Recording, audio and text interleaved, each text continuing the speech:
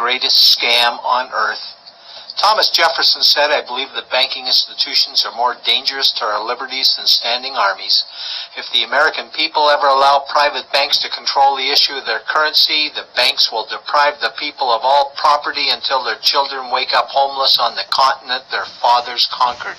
Jefferson's warning is already here. 40 million Americans are living on food stamps. Millions more are now homeless, living in tents, all because of one institution, the Federal Reserve System. The Federal Reserve is a group of private bankers who have stolen the money creation process from the American people. Most people still believe the Fed is an agency of the government working in our best interests. It is not. There is no greater form of evil in the world today, so let's explore the banking scam. None of us have ever been taught anything about money. The reason is to prevent us from learning the truth that money is a trick and money is a trap. When solving any crime, there's a universal truth: follow the money, but with the banking scam, follow it backwards. Where does money come from? The world's money supply is always growing. Where does all the new money keep coming from? Money comes from privately controlled global banks like the Federal Reserve System. They create money every day, which increases the world's money supply. Because all banks are either owned or controlled by private bankers, the real question is, how do private bankers create new money? And the answer is they create it out of thin air. Bankers create money out of nothing. They make it up. It is a fiction. Wow. Godlike power to create something of value out of nothing. A stroke of a keyboard and money is created. In fact, only 3% of the world's money is even in the form of bills and coins, which means 97% of all money in the world is just numbers typed on a computer screen. This is part one of the banking scam. Money is created out of nothing.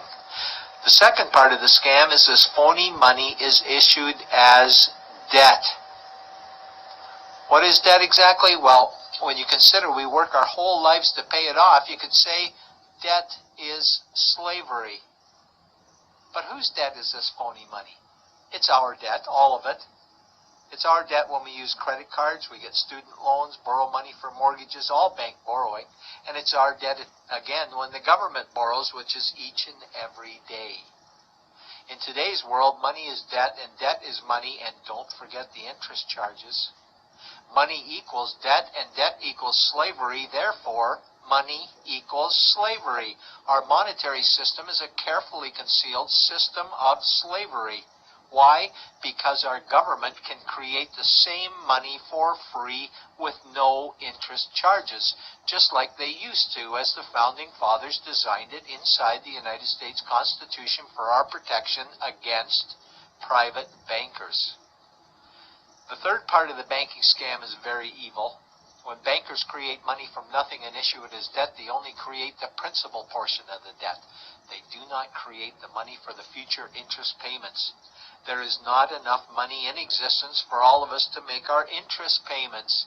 In fact, our money creation system is even mathematically impossible.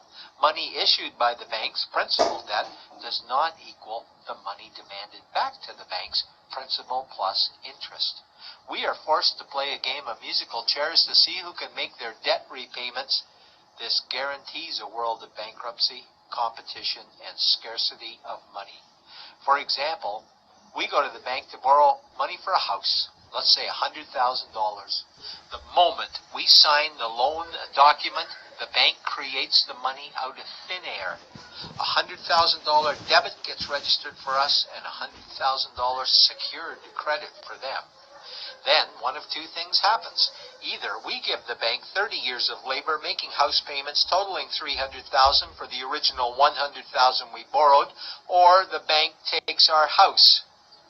The bankers get either our labor for life or our house, and often they get both, all from money created out of thin air and issued as debt, for money made out of nothing. This is why all the bankers end up with all the assets. The fourth part of the banking scam is inflation.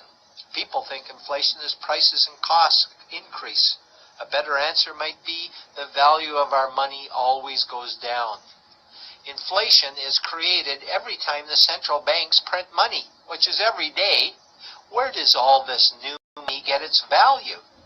The answer is, it steals its value from the existing money supply, where our savings are. Our savings are disappearing because of the new money they're printing. If money creation was in balance with goods and services, there would be no inflation. Prices would stay the same. But the reality is banks always print money, driving prices ever higher, which steals the value of our savings, making them disappear. Since the private bankers created the private Federal Reserve in 1913, the United States dollar has lost 97 cents in purchasing power. An item in 1913 that cost $100 in 2011 cost $2,230, a price increase of 2,130%. This is the banking scam. 4 parts. Private bankers create money out of nothing and charge interest on it. There is no money created for the future interest payments, and inflation steals our savings every day.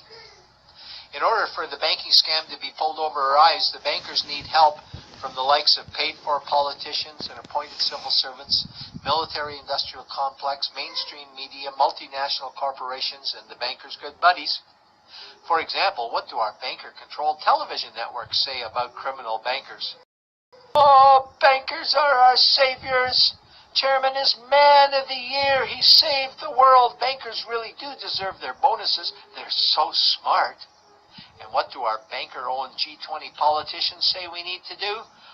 That we must save our banking system, and now we need austerity measures, like increasing existing taxes and bringing in new taxes, cutting our social programs, including education and health care, stealing from our pension plans while increasing the retirement age, keeping us working for more years at lower wages while placing our children and grandchildren in debt and servitude for their future lives.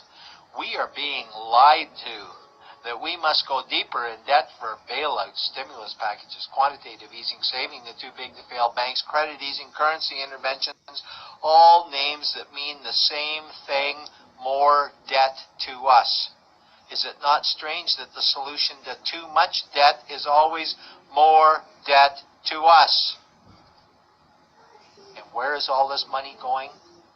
It's going to the banks and to the bankers. They are stealing our money right now.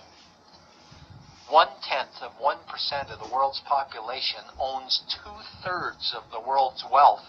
This means that 99.99% of the world's population own less than 1/3 of the wealth, a decreasing amount because these guys are stealing it.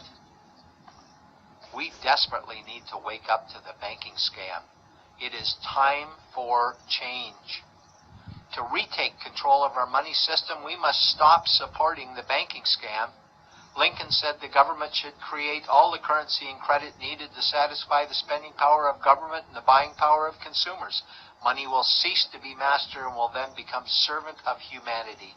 And Jefferson said the issuing power of money should be taken from the banks and restored to the people to whom it properly belongs. It's a pyramid scheme, and we, the people, are the bottom layers of the banking pyramid. Without our support, the banking scam collapses. We have to do it ourselves. Wake up, get active, wake others, remove our money from the bank. Buy gold and silver coins, get out of debt, rip up your credit cards. These actions will bring down the banking scam. Only vote for politicians who support debt-free money, or run for office yourself, and turn off mainstream media to search for the truth while you still can. And support every effort to end the Federal Reserve System and all the privately owned central banks. Let's bring these criminals to justice to get our money and our countries back before it's too late.